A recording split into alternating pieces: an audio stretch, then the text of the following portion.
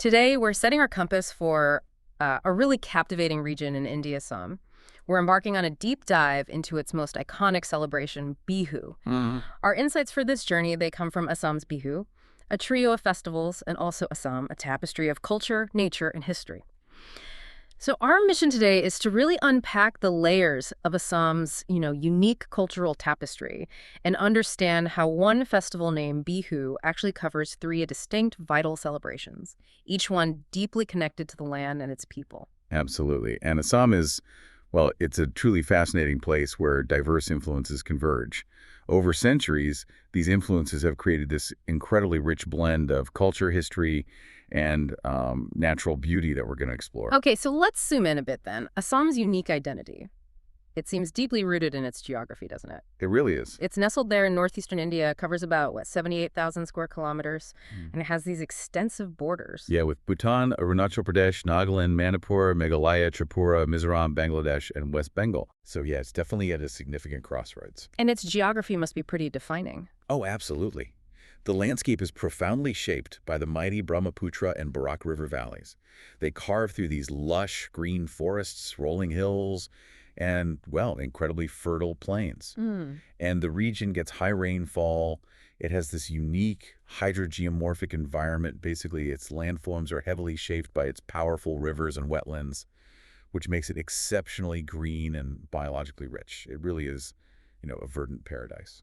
So how does all this rich environment and its sort of central location, how does that shape the culture of the people there? Well, Assam's culture is a vibrant fusion. That's the key word, I think. For centuries, you've had these waves of migration, trade, assimilation, blending Indo-Burmese, Mongoloid, Aryan, and indigenous ethnic groups. And all this has forged a truly distinct cultural identity. You can see it everywhere, really, from traditions to daily life. And we often hear about the tea plantations, of course, and the exquisite Assam silk. But what are some other key cultural markers that define Assam? Well, language-wise, the major ones are Assamese and Bodo. Bengali is also widely used, especially down in the Barak Valley. But if you look at its folk dances, particularly Bihu and its music, its arts, they vividly reflect both ancient indigenous traditions and the profound influences of Hinduism, particularly that 15th century Vaishnava movement led by the revered Srimanta Sankardeva. Oh, right. That fusion creates something quite distinct. And speaking of cultural expressions, Bihu, it genuinely stands out, doesn't it, as the most iconic, the most culturally significant festival. It really feels like the heartbeat of the region. You're absolutely right, it's central. And the first step to really getting it is recognizing that it's not just one festival. It's actually three distinct celebrations. Three, okay. Yeah, and they're all intricately tied to the agricultural calendar and the changing seasons. They mark different stages, sowing, growing, harvest. And the word Bihu itself, where does that come from? I read it's believed to derive from the Diori word bisu. That's the prevailing theory, yes. Bisu meaning something like excessive joy. Excessive joy. I like that. It certainly seems to fit the celebratory spirit, for some parts at least. It does. And if we look at the deeper meaning, Bihu really reflects Assam's profound connection to nature, to agriculture, and importantly, to community. What's remarkable is how it transcends religious and caste divides. Unlike many Indian festivals tied to specific deities, Bihu's focus on these universal cycles of agriculture and the land. It provides a common ground. It fosters this rare collective identity that truly binds Assamese society, regardless of background. It's quite special. Okay, let's dive into each of these celebrations then, starting with the most vibrant one. Sounds good. First up, Rongali Bihu, also known as Bhogali Bihu. This one happens mid-April, right? That's right, mid-April. It marks the Assamese New Year and also the really crucial beginning of the sowing season. So what are the key traditions here? Well, a fascinating part of Rongali Bihu are its very specific traditions. The first day is called Guru Bihu. Yeah, Guru means cattle in Assamese. So that day is entirely dedicated to honoring these vital animals. Cows are bathed with this special paste of turmeric and black ram. Then they're adorned with new ropes. It's this beautiful, ancient tribute to their role in agriculture and life. That's lovely. And the second day? The second day, that's Manu Bihu. Manu means people. So this day is for the people themselves.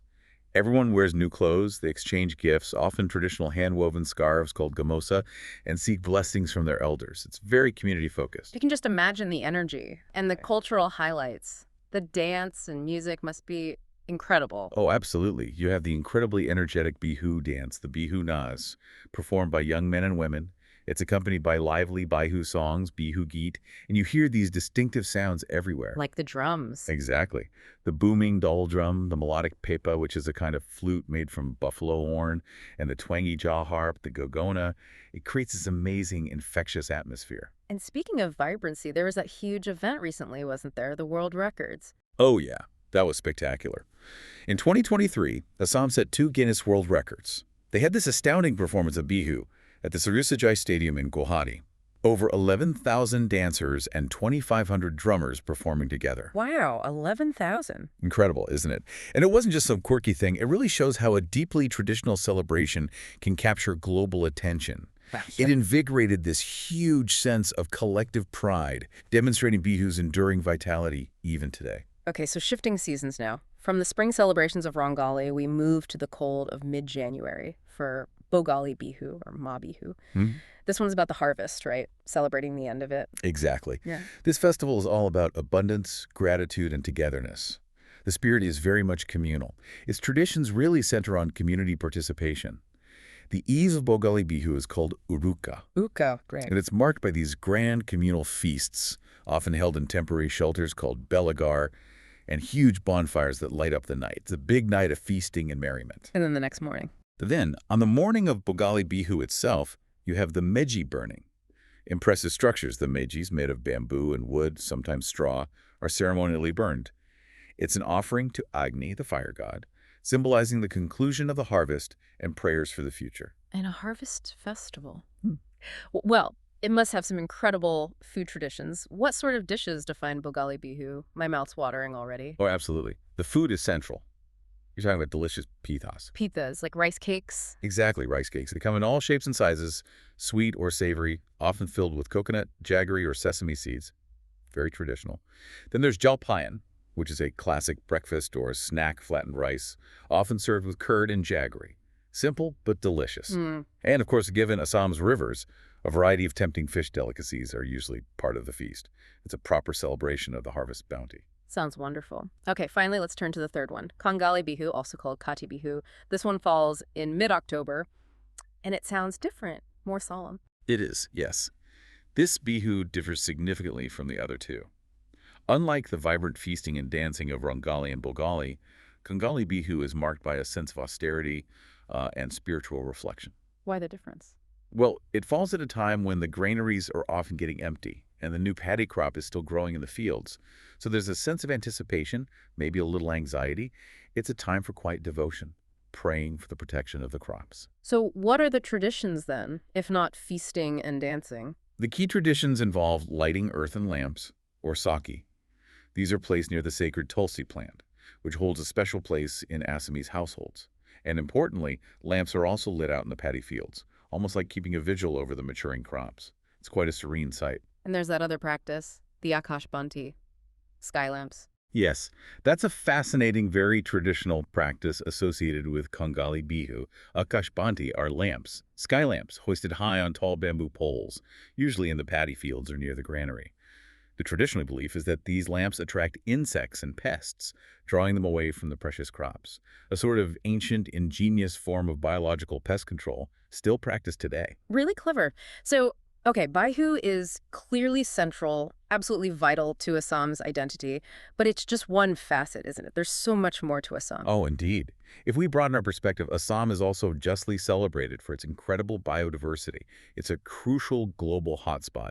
It's a key habitat for iconic species like the majestic one-horned Indian rhinoceros. It's the symbol of Assam, almost. Absolutely. And the powerful wild water buffalo, Asian elephants, plus a breathtaking array of birds, over 820 species recorded there. It's a vital ecological zone. And for anyone wanting to experience this natural wonder, Assam boasts some truly world-class wildlife destinations. You mentioned Kaziranga. Yes. Kaziranga and Manas National Parks, both UNESCO World Heritage Sites.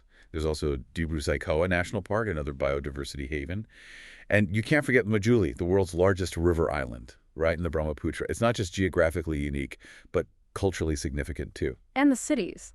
Places like Guwahati, Silchar. Right. Guwahati is the largest city, a major hub. Then you have Silchar in the Barak Valley, Dibrugarh and Sibsagar in Upper Assam. all vibrant economic and cultural centers. What about the history? It must be pretty deep. It really is. Fascinating and layered. There's evidence of human settlement stretching way back to the Stone Age. The earliest recorded kingdom we know of is Kamarupa, back in the 4th century CE. Then the region saw rule by various dynasties, Danava, Varman, Lacha, Palak. And the Ahams, they seem really significant. Hugely significant. The Aham dynasty, established by Taishans who migrated in 1228, ruled Assam for nearly 600 years. Their long rule profoundly shaped Assam's unique identity, its administration, its culture, and its remarkable history of resisting external powers, like the Mughals. Until the British arrived.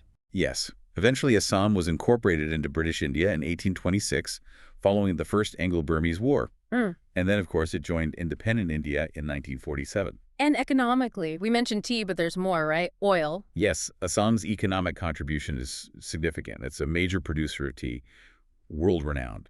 And petroleum, crucially, the very first oil drilling in all of Asia actually began in Assam at Digboy in the late 19th century. Wow, I didn't know that. The first in Asia. Yeah, a pivotal moment.